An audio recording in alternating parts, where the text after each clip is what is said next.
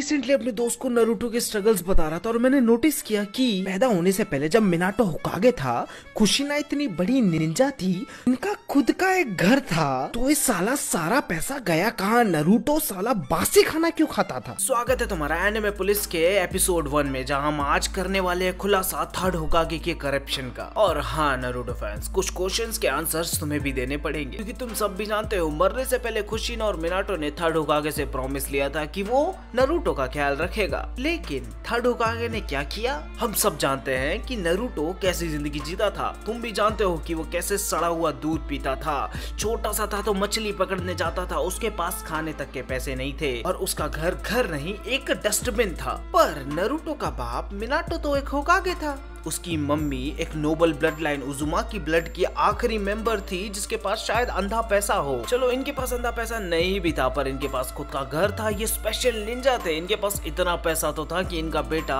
3 time का खाना खा पाए। अब यहाँ बहुत सारे थर्ड होकागे के फैन आके बोले कि वो नारुतो को सीख दे रहा था, वो चाहता था नारुतो एक अच्छा इंसान बने। अच्छा इंसान? वो एपिसोड याद है जिसके अंदर नारुतो सिर्फ 5 साल का था, पैसे ना होने की वजह से जंगल में अकेला मछली पकड़ने गया था।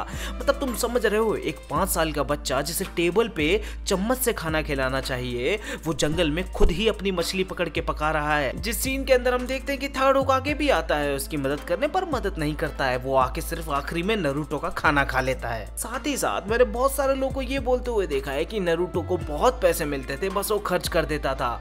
अबे मुझे ये चीज बताओ, एक 3 से 4 साल के बच्चे के पास कहाँ बुद्धि होगी पैसे खर्च करने की? एक बुढ़ा जो शायद उस बच्चे को सही से पैसे नहीं दे रहा है वो गलत है, या एक बच्चा जिसे पता ही नहीं है पैसे कैसे खर्च करते हैं? अरे भाई ये तो कुछ भी नहीं है। जिस उम्र में एक बच्चे को अनाथालय में रखना चाहिए, किसी पेरेंट्स की गाइडेंस मिलनी चाहिए, उस उम्र में वो पूरे गांव से गालियां खा रहा था। और उसके ऊपर नारुतो को तो आइडिया भी नहीं था कि ये गालियां क्यों देते हैं, मुझे मॉन्स्टर क्यों बुलाते हैं। मतलब थर्ड होकागे के हिसाब से नाइन टेल किसी के अंदर होना ज्यादा डेंजरस नहीं है, मिनाटो का बेटा होना ज्यादा डेंजरस है। याद हो तो कुशिना के ऊपर कभी भी एक भी बार इस वजह से अटैक नहीं हुआ कि वो मिनाटो की बीवी है। उस पे जब भी अटैक्स हुए हैं आज तक, वो इस वजह से हुए हैं कि उसके अंदर 9 टेल है। और मेरे हिसाब से अगर गांव वालों को पता होता कि नारुतो मिनाटो का बेटा है, तो उनके दिल के अंदर एक सॉफ्ट कॉर्नर होता नारुतो के लिए कि भाई ये उस इंसान का बेटा है जिसने पूरे गांव को बचाया है। और शायद उस इंसान ने नारुतो के अंदर 9 टेल भी इसी वजह से डाला हो कि ये गांव की रक्षा करेगा। पर नहीं,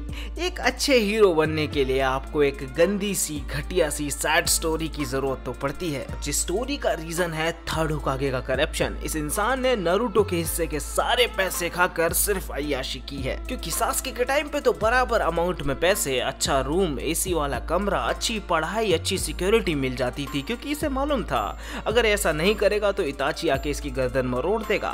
अब समझ आया मुझे कि उस टाइम पे जब ओरोचिमारू फोर्थ होकागे को ऑलमोस्ट समन करने ही वाला था, थर्ड होकागे की फट क्यों गई थी। वो समझ गया था कि भाई कोई मारे ना मारे, फोर्थ होकागे अपने बेटे की ये हालत देखकर मुझे पक्का मार देगा। वो तो नारुतो की जिंदगी में जिराया आ गया। अगर जिराया नहीं आता तो मैं कह रहा हूँ नारुतो जूनियर एग्जाम्स के ऊपर कभी भी सरवाइव कर ही नहीं पाता। कहानी खत्म तो गारा वर्सेस नारुतो की फाइट में ही हो जाती, जहाँ गारा पहले नारुतो को मारता, फिर बचा कुचा सासके को और फिर यूजलेस साकुरा को। अब तुम्हें क्या लगता है, क्या थर्ड होकागे सही था? क्या वो सही में करप्टेड नहीं था? क्या उसने नारुतो के पैसे नहीं खाए?